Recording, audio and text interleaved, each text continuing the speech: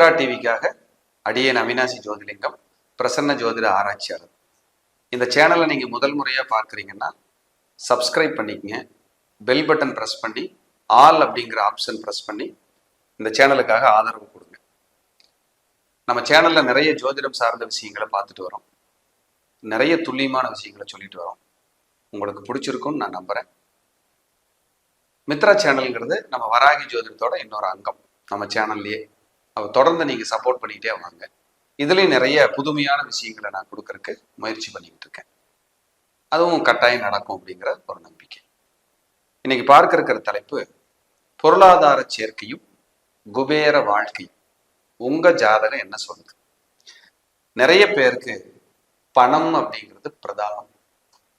எல்லாருக்கும் பணம் கிடைச்சிருமா சார் அப்படின்னா கண்டிப்பா இல்லை. ஒரு படத்துல எம்ஆர் ராதா சார் சொல்லுவார், உலகத்துல இருக்கிறதே மொத்தம் 400 பணக்காரங்க, அவங்கள தாப்பா நீங்க பேசிக்கிட்டு இருப்பீங்க பாரு. அப்ப பணம் எல்லாருக்கும் கிடைச்சிடாது, சொற்பமா கம்மியா அப்படிங்கிறதா பணம் அப்படிங்கிறது எல்லாருக்கும் கிடைக்கும். எல்லாருக்கும் அந்த பிராப்தம் வந்துடுறது இல்லை.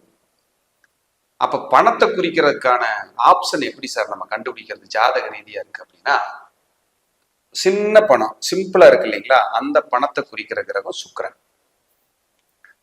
லட்சங்கள்ல வச்சுக்குவோமே, லட்சத்துக்கு கீழே சில லட்சங்களை வச்சுக்குவோமே, கோடிகள்ல குறிக்கக்கூடிய கிரகம் குரு. அப்ப ஒரு ஜாதகத்துல இது மட்டுமே நமக்கு காசு கொடுத்துருமானா மற்றதையும் பார்க்கணும். ஒரு ஜாதகத்துல 2, 5, 8, 11 பணபரஸ்தானம்னு இருக்கு. உங்க ஜாதகம் உபஜயஸ்தானம் பணபரஸ்தானம் இப்படி பிரிக்கிறோம். அப்ப 2, 5, 8, 11 பணபரஸ்தானம். இதுல 2 அப்படிங்கிற வருமானம், 5 அப்படிங்கிற புண்ணியம், 8 அப்படிங்கிற திடீர் அதிர்ஷ்டம், 11 என்கிற ஆசை நிறைவேறும் இடம், லாபத்தை குறிக்கக்கூடிய இடம். இவை எல்லாம் ஒன்று சேர்ந்து அந்த தசாபுத்திகள் வரும்போது பொருளாதாரத்தை அள்ளி கொடுக்கும். பாருங்க, சொல்லும் போதே உண்மையிலேயே உடம்பு சிலிர்க்குது. அந்த பிளானட் அப்படி நமக்கு வேலை செய்யணும். செஞ்சதுன்னா வளர்ச்சி தான். 2, 5, 9, 11 இந்த கிரக சேர்க்கைகளும் இந்த பாவக இணைவுகளும் பொருளாதாரத்தை கொடுத்துரும். அந்த தசாபுத்தி வரணும். எல்லாருக்கும் காசு கொடுக்கும் அப்படின்னா உங்க ஜாதகத்துல 2ஆம் இடம், உங்க லக்னத்துக்கு 2ஆம் இடம் தான் பணத்தை கொடுக்குற இடம். அப்படி பணத்தை கொடுக்குற உங்க 2ஆம் அதிபதி வழிபாடை வச்சுக்கீங்க. உங்க 2ஆம் அதிபதினு ஒருத்தர் இருப்பார் உங்களுக்கு. அந்த அதிதேவதை கும்பிட்டாலே உங்க பண தேவைகளை பூர்த்தி பண்றதுக்கு அவங்க கடமைப்பட்டவங்க. மேச லக்னத்தை எடுத்துக்கிட்டீங்கன்னா 2ஆம் இடம் சுக்கிரனோட வீடு, மகாலட்சுமி. ரிஷப லக்னத்தை எடுத்துட்டீங்கன்னா புதனோட வீடு, சக்கரத்தாழ்வார் பெருமாள். மிதுன லக்னத்தை எடுத்துட்டீங்கன்னா 2ஆம் வீடு உங்களுக்கு கடகம், அம்பாள் வழிபாடு, அம்பாளுக்கு அபிஷேகம், திருப்பதி. கடக லக்னத்தை எடுத்துட்டீங்கன்னா சிம்ம 2ஆம் இடம், சிவன் வழிபாடு, மலைமேல் உள்ள சிவன், அருணாச்சலேஸ்வரர், பிரதோஷ வழிபாடு. சிம்ம லக்னத்துக்கு எடுத்துட்டீங்கன்னா கன்னி 2ஆம் இடம், கேரள தேசத்துல போய் அங்க இருக்கிற பெருமாள்களை கும்பிடலாம், பெருமாள் கன்னியாகுமரி போய் கும்பிடலாம். இப்படி 12 லக்னத்துக்கு ஒரு விதிகள் இருக்கு. அப்ப உங்க லக்னத்துக்கு 2ஆம் அதிபதி யாருன்னு பார்த்து அந்த அதிதேவதை வழிபாடை நம்ம தொடர்ந்து எடுத்துக்கிட்டே வரும்போது கொஞ்சம் பண தேவைகள் நமக்கு பூர்த்தியாகும். குபேர கடாட்சம் நமக்கு இருக்கணும் அப்படின்னா 2, 5, 8, 11ங்கிற பணபரஸ்தானம் நம்ம ஜாதகத்துல ஒண்ணுக்கு ஒண்ணு தொடர்பா இருக்கணும். 2, 5, 9, 11ங்கிற இடமும் நமக்கு தொடர்புல இருக்கணும். இது இருக்கலாம், இல்லைன்னா இது இருக்கலாம். இருந்துச்சுன்னா பொருளாதார சேர்க்கை சூப்பர். சம்பாரிச்சது இவங்களே சம்பாரிச்சு இவங்களே அனுபவிக்கிறதுக்கு யோகம் அனுபவிப்பாங்க.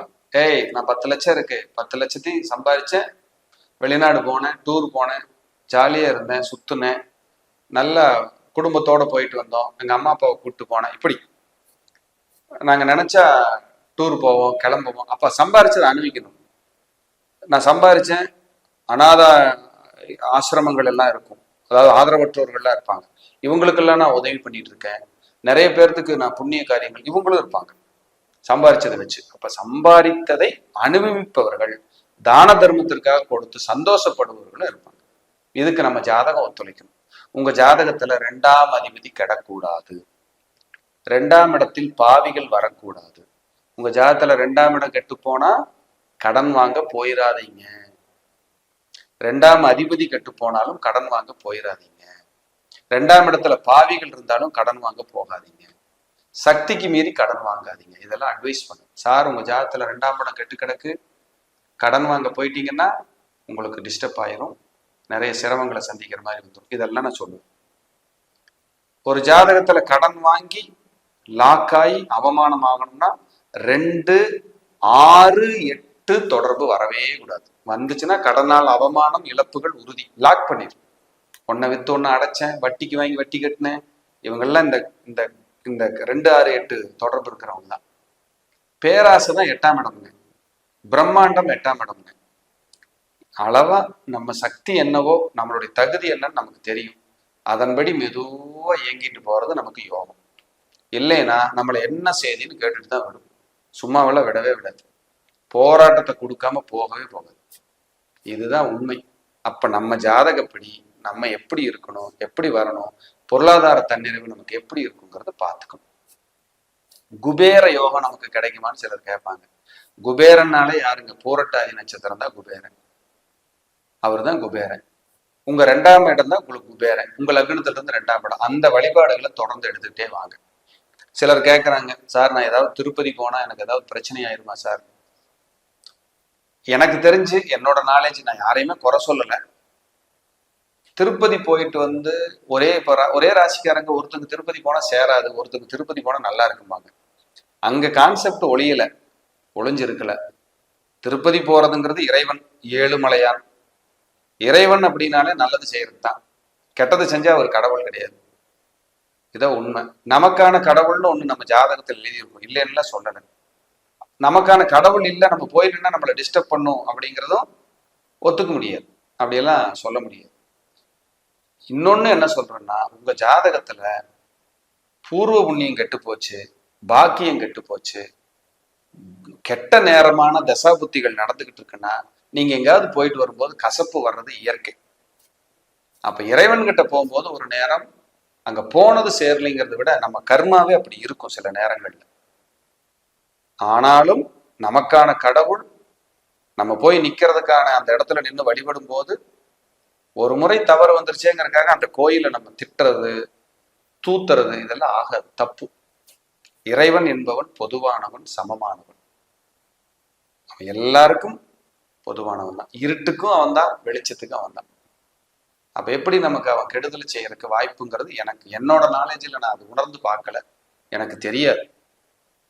அப்படி யாராவது போயிட்டு வந்து சிரமமா இருக்கு சார்னா நீங்க போகாம விட்டுருங்க, அவ்வளவுதான். அதுக்காக அதை நம்ம குறை சொல்லிக்கிட்டு சுத்திக்கிட்டு இருக்க கூடாது. அது தவறு என்று சொல்லி உங்களுடைய பொருளாதார தன்னிறைவு உங்க ஜாதகத்திலேயே எழுதியிருக்கும்.